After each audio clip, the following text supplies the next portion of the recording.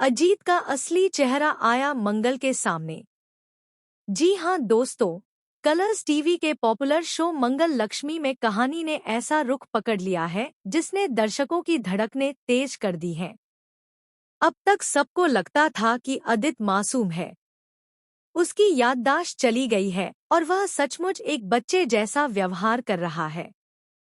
लेकिन असली सच्चाई इससे बिल्कुल अलग और डरावनी है। सबके सामने अदित मंगल के पास रह रहा है, उसके करीब रह रहा है। हर एक पल, हर एक बहाने से वह मंगल के और पास आने की कोशिश करता है।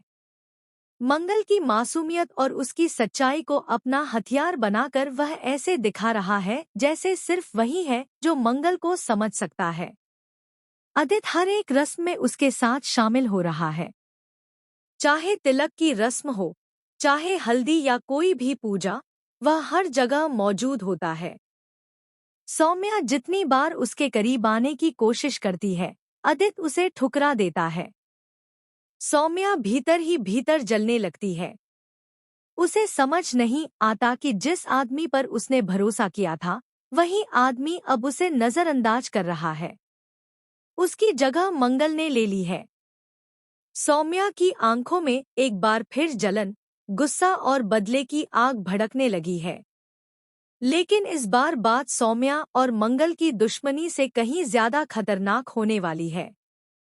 इधर जब कपिल घर लौटता है तो उसे अदित की हरकतें बेहद अजीब लगने लगती हैं।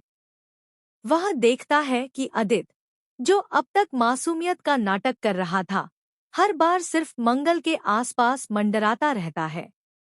उसके स्पर्श, उसकी निगाहें, उसके हावभाव, सब कुछ कपिल को असहज करने लगता है।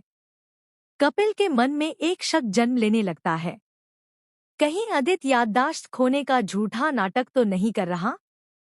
कपिल के चेहरे पर बेचैनी साफ झलकने लगती है।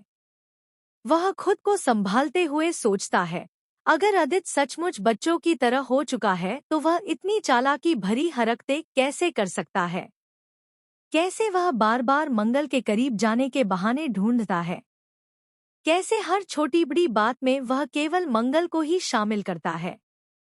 कपिल का शक गहराता जाता है और आखिरकार वह फैसला करता है कि यह बात उसे मंगल को बतानी ही होगी। पहले तो मंगल कपिल की बात पर विश्वास नहीं करती।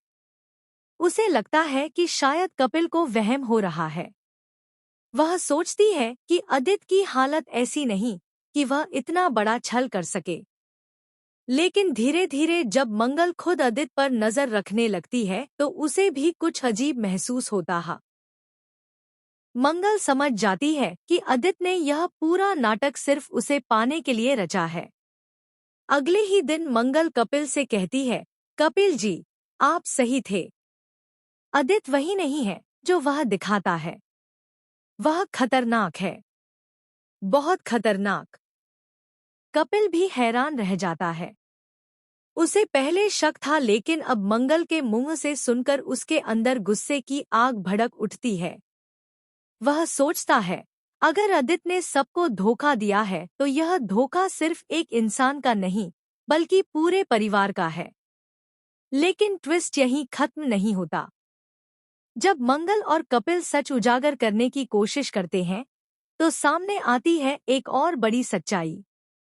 मोनिशा, जिसे अब तक सब अदित की साथी समझ रहे थे, वह भी अदित की चालों में फंस चुकी है। असल में अदित ने मोनिशा को लालच और डर दोनों से अपने वश में कर लिया है। उसने मोनिशा से कहा था कि अगर उसने उसका साथ नहीं दिया तो वह उसके पुराने राज सबके सामने खोल देगा।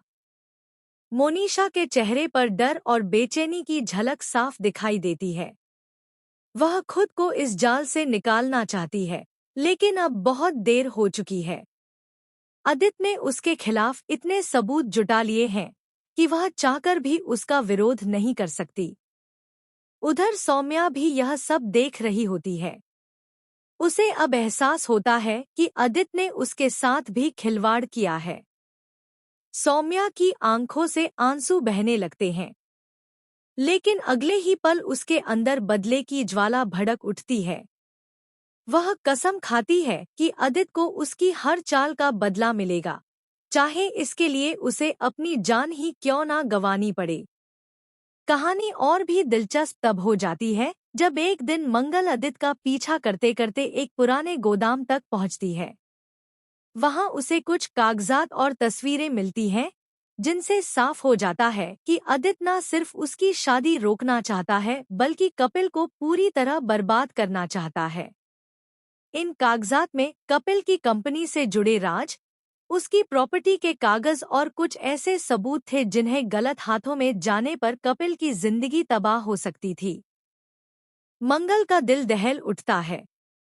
उसे एहसास होता है कि यह सिर्फ उसकी और कपिल की शादी की लड़ाई नहीं है, बल्कि यह आदित्य की एक बहुत बड़ी साजिश है जिसमें पूरा परिवार बर्बाद हो सकता है।